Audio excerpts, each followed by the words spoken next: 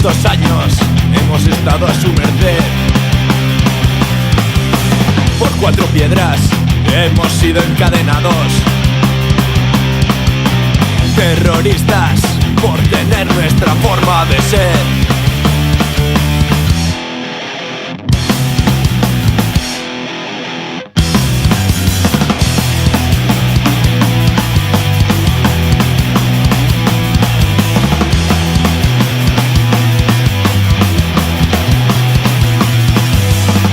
Secretos en las cunetas indescifrados.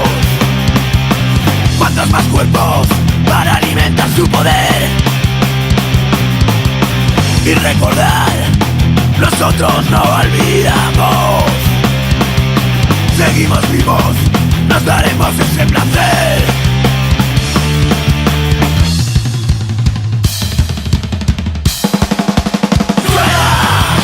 Las campanas son los latidos, de guerra. Chau, partida, su yugo sin respeto y nos priva de respirar.